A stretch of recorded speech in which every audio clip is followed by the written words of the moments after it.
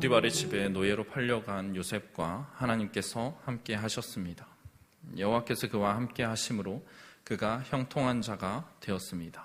그의 형통함은 다른 이들의 눈에도 보이고 부인할 수 없을 정도의 강력한 것이었고, 요셉 또한 신실한 자였기 때문에 보디발은 요셉을 그의 가정 총무로 삼았습니다.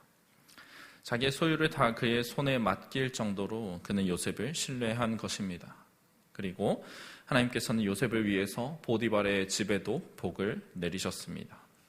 노예에 불과했던 요셉의 인생이 역전을 이룬 것입니다.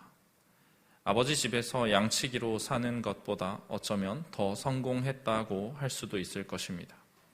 한낱 노예였던 그 위치에서 군대 장관의 가정 총무에까지 올라갔으니 말입니다.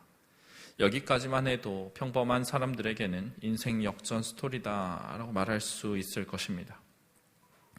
이제 좀 피어나나 싶었던 요셉의 인생인데 그의 인생에는 아직 큰 굴곡이 남아 있습니다. 겨우 손에 넣은 듯 했던 그 안정된 삶이 순식간에 박살이 나버리고 그는 아래로 추락하게 됩니다. 그러나 우리는 요셉이 여전히 복된 사람이라는 것을, 하나님께서 그에게 복을 주셨다는 것을 알고 있습니다. 요셉의 이야기를 통해서 우리의 눈에 보이는 것과 다르게 주어지는 하나님의 복을 우리가 깨닫기 원합니다. 그렇다면 사랑하는 성도 여러분, 우리가 기억해야 하는 복의 원리는 무엇입니까? 첫 번째, 복은 내가 아닌 하나님으로부터 온다는 사실입니다. 창세기 39장 6절 말씀은 묘한 울림과 함께 끝이 났습니다. 6절 하반절의 말씀인데, 요셉은 용모가 빼어나고 아름다웠더라. 요셉이 가정 총무로 그의 역할을 잘 수행하고 있는 와중에 갑자기 요셉의 용모에 대해서 이야기를 했습니다. 이것은 이후에 이로 인해서 이루어질 안타까운 일에 대한 복선입니다. 그가 노예로 살 동안에는 이것이 잘 드러나지 않았지만 사실 요셉은 용모가 빼어나고 아름다운 사람이었습니다. 그의 어머니 라헬을 닮았으니 당연할 것입니다. 이제 가정 총무의 위치에 올라간 요셉, 아마도 그의 나이 20대 중반 정도가 되었을 것입니다. 이제 요셉을 바라보는 사람들의 시선이 바뀝니다. 노예 소년에서 훤칠한 미남으로 그를 바라보고 또 내심 요셉을 흠모하는 사람들도 생겼을 것입니다. 그런데 문제는 그래서는 안 되는 사람이 요셉을 향해서 이 마음을 갖게 되었다는 데 있습니다. 7절의 말씀입니다.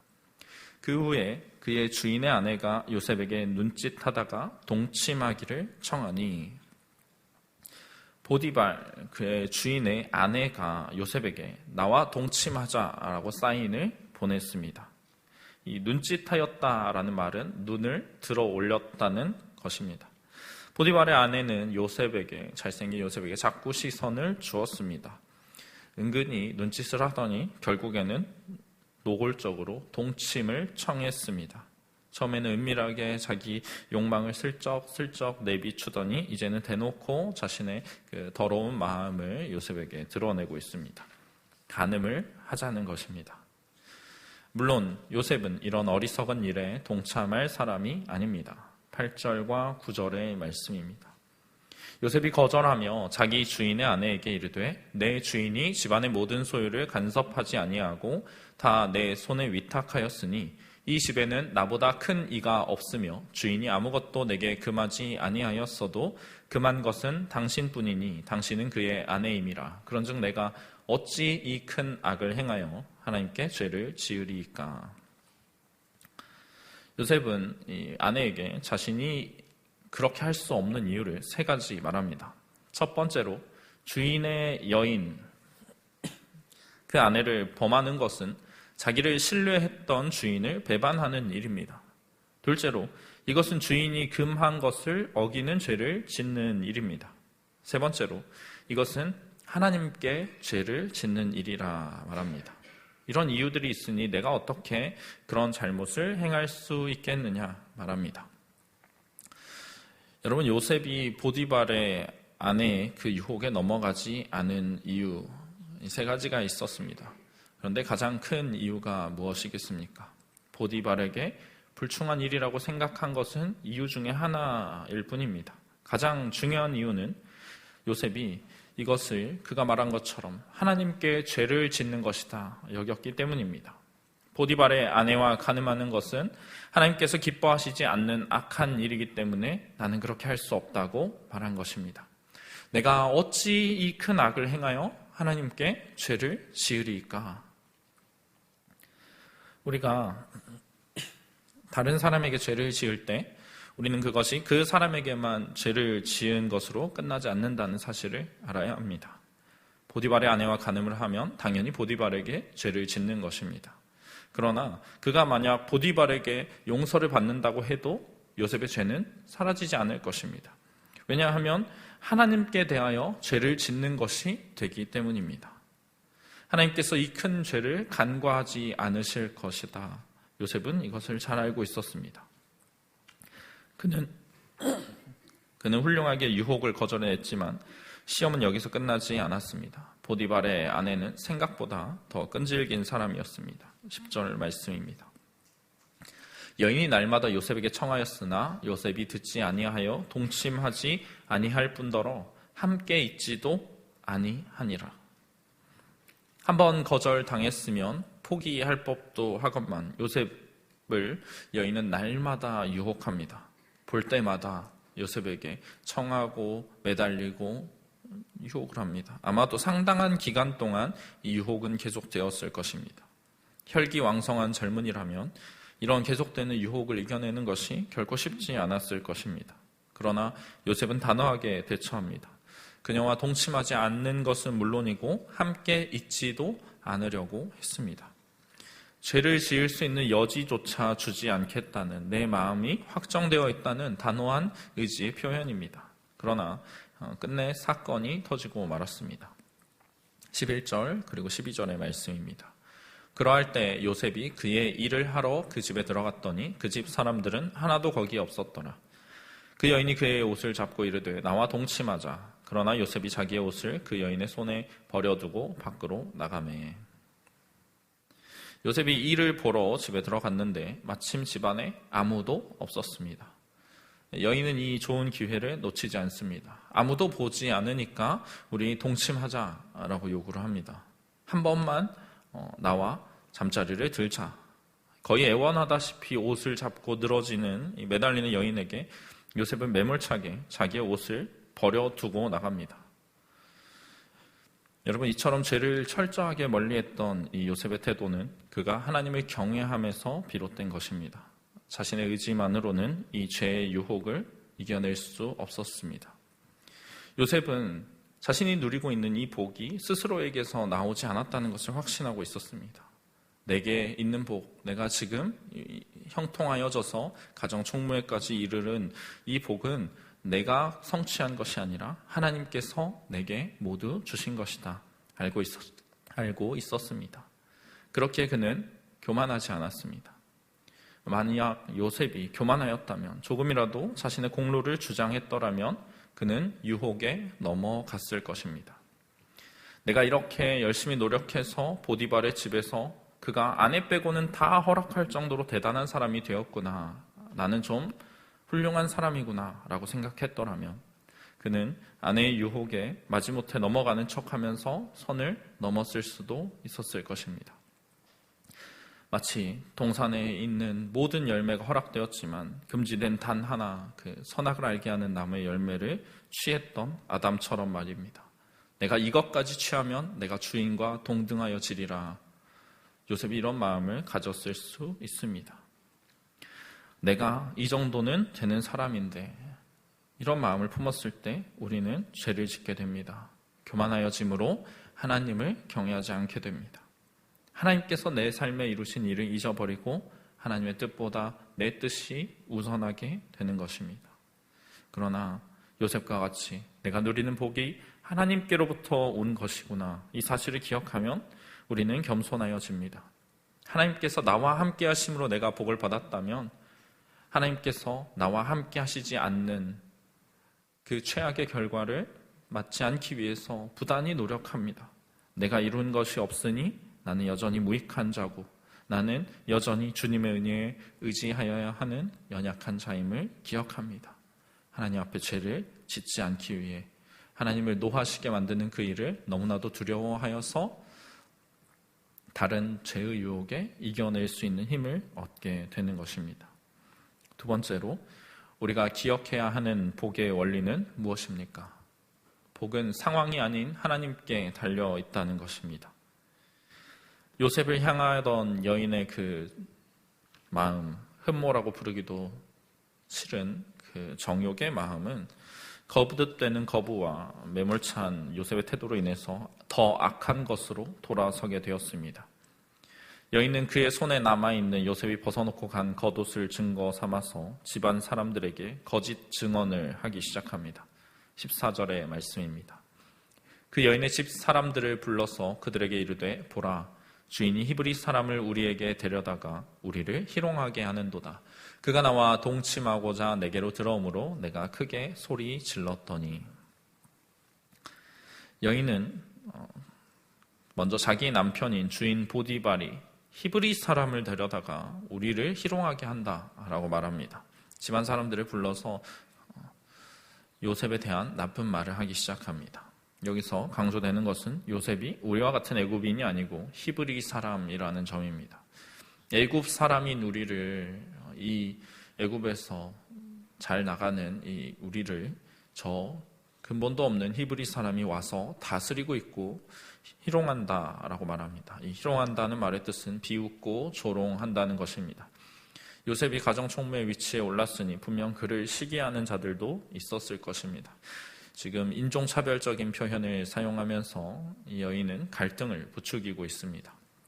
그리고 이어서 요셉이 자신을 강간하려고 했고 자기는 저항하기 위해서 소리를 질렀고 그때 집에 아무도 없었지만 이로 인해서 요셉이 그 소리를 듣고 옷을 두고 도망쳤다라고 말합니다. 자신의 악함을 요셉에게 뒤집어 씌우고 있는 것입니다. 사실은 정반대인데 말입니다. 여인은 이 거짓 이야기를 집안 사람들에게만 하는 것이 아니라 보디발에게도 직접 말합니다. 그러면서 당신이 데려온 히브리 종이 내게 이렇게 행했다라고 말합니다. 무슨 뜻입니까? 당신이 잘못을 했으니 책임을 지라라는 것입니다. 보디발에게 책임을 전가합니다. 이 말을 들은 보디발은 심히 노했습니다. 평소 요셉의 행실을 보면 그런 사람이 아니라는 것을 알 법도 한데 그런 말을 듣지 않고 요셉에게 물어보지 않고 그를 옥에 가두어 버립니다. 요셉은 정당한 재판 과정을 거치지 못하고 감옥에 갇힙니다. 우리가 이 이야기를 보노라면 요셉이 얼마나 억울한 일을 당하였는가 생각하면서 막 분통이 차오르게 됩니다. 보디발이 어떻게 요셉에게 이렇게 행동할 수 있는가 하는 생각이 듭니다. 그러나 이것은 사실 보디발이 요셉을 상당히 아껴왔었다는 것을 보여주는 것입니다. 성경에서도 명하고 있듯이 이 당시 간음한 자, 그러다 적발된 자, 사형에 처해지는 것이 보통입니다. 거기다가 요셉은 종의 신분입니다. 상대는 주인의 아내입니다. 보디발이 지금 당장 요셉을 사형에 처하더라도 그 누구도 이 일이 잘못되었다 말할 수 없습니다. 성경에서 말하는 노예는 생사 여탈권이 그야말로 주인에게 있는 물건 같은 취급을 받는 사람이 아닌 존재입니다.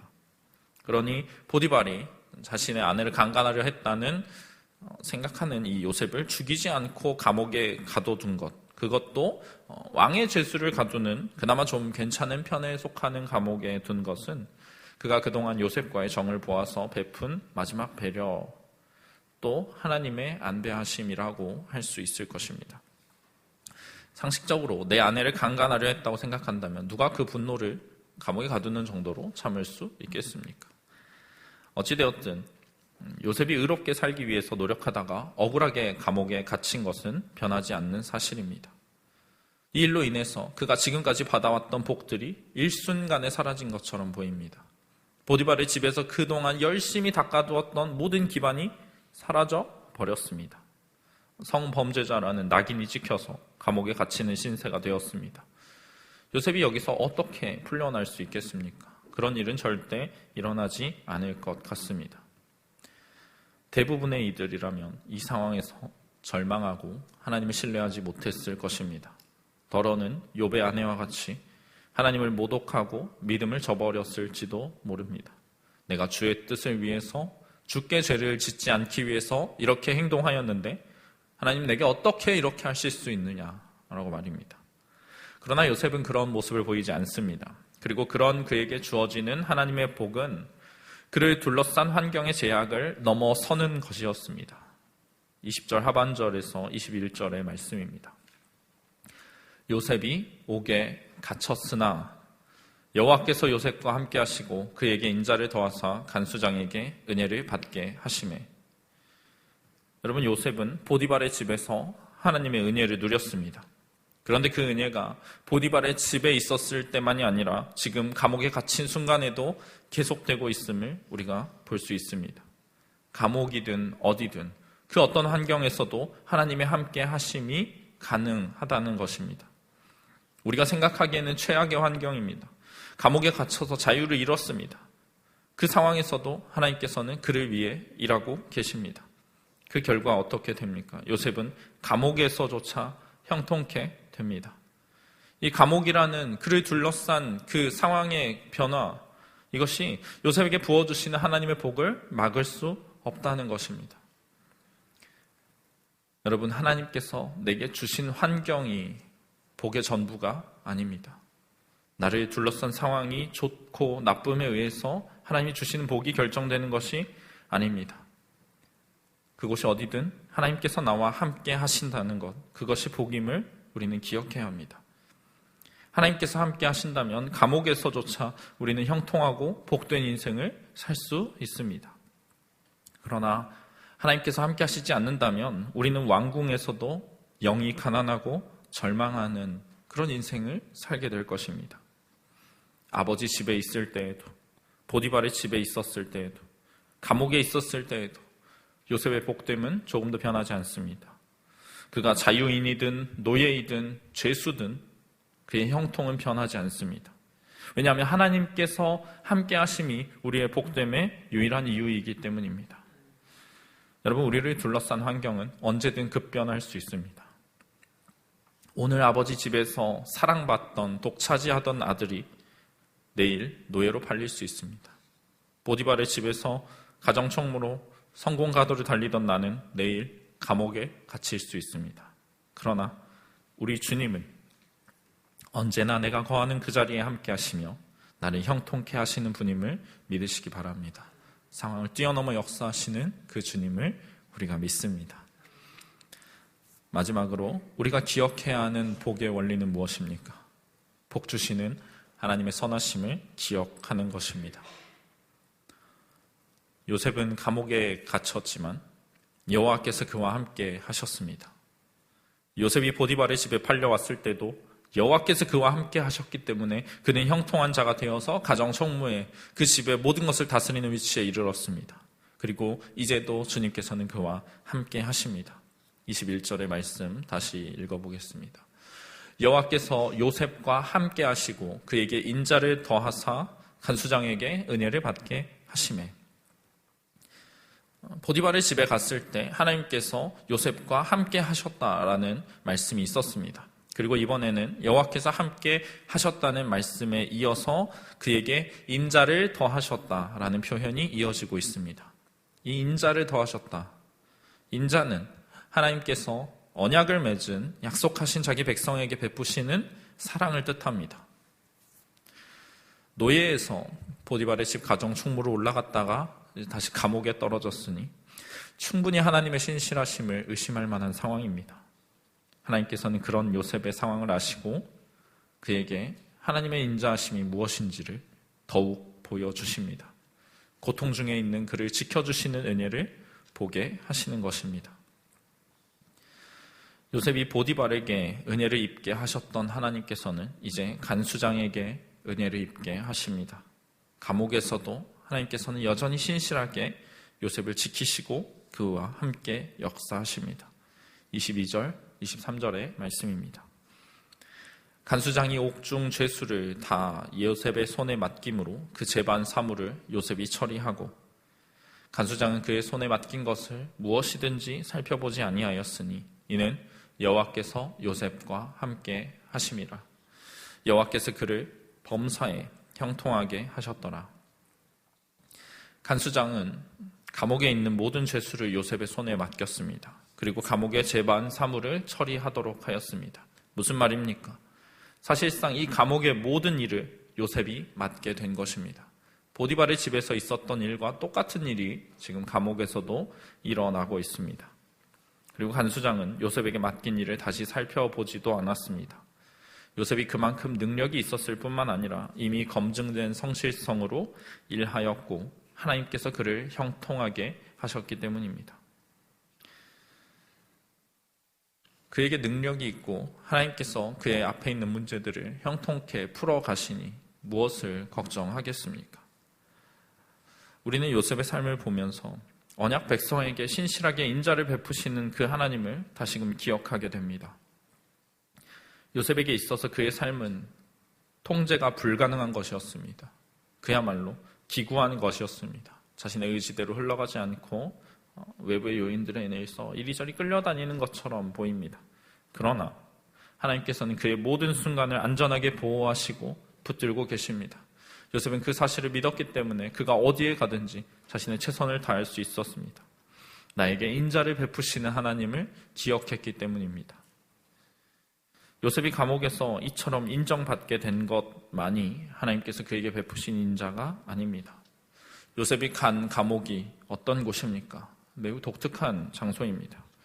바로 왕의 죄수를 가두는 감옥입니다. 보디발이 자기 개인 감옥, 옛날에 구덩이 같은 곳에도 또 요셉을 가둘 수 있었을 텐데 그렇게 하지 않고 왕의 죄수들을 가두는 감옥에 그를 맡겼고 그는 거기서 죄수들을 관리하게 됐습니다. 자연스럽게 요셉이 왕의 죄수들과 소통하게 됩니다. 이를 통해서 왕과의 연결점을 발견하게 됩니다. 여러분, 이것이 얼마나 놀라운 하나님의 인도하심입니까? 요셉이 보디발의 집에서 높은 지위를 얻었다, 보디발의 집에 있는 모든 것을 다스린다 할지라도 그는 따지고 보면 애굽인의 종에 지나지 않습니다. 거기서 더 높은 위치로 올라갈 수 있는 방법이 어디에 있었겠습니까? 애굽 왕과 보디발의 집 노예가 어떻게 연결이 될 수 있겠습니까?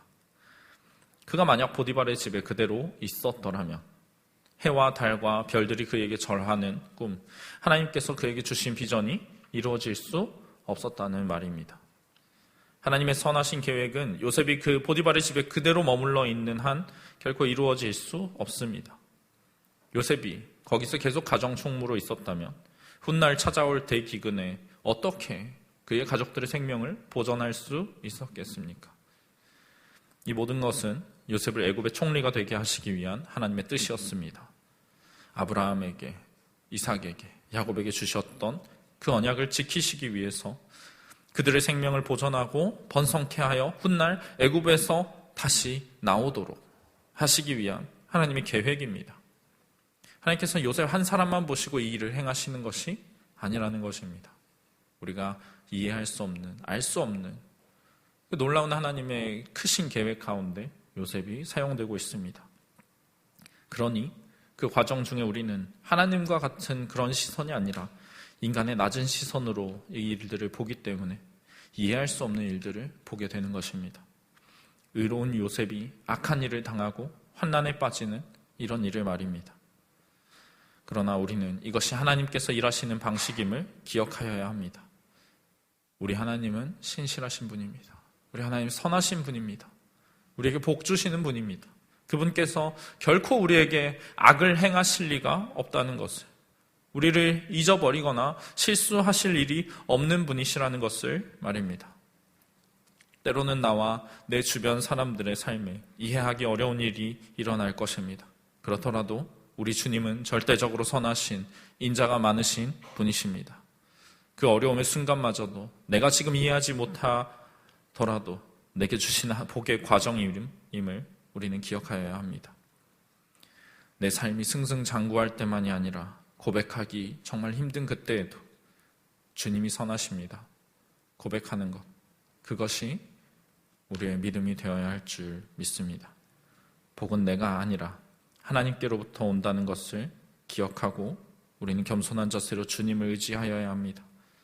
비록 내 상황이 지금 어렵게 보일지라도 그것이 하나님의 복을 형통케 하심을 막지 못한다는 것 기억하시기 바랍니다. 그리고 그때 주님의 선하심을, 그분의 신실하심을 고백하시기 바랍니다. 그렇게 할 때 주님께서 우리 가운데 넘치도록 복을 부어 주실 것입니다. 계속해서 매일 큐티에서 마태복음 말씀을 살펴보고 있습니다. 예수님께서 함께 하실 때 제자들에게 어떤 놀라운 일들이 일어나는지, 그분이 함께 하실 때 바람과 풍랑을 잔잔케 하시는, 물결조차 그의 앞에 굴복하는 분이심을, 그분이 함께 하실 때, 그분의 좋으신 신실하신 인자가 우리와 함께 할 때 우리의 삶이 어떻게 변화해 가는지 우리가 믿음으로 기억하며 주님 앞에 나가는 이 시간 되길 소망합니다.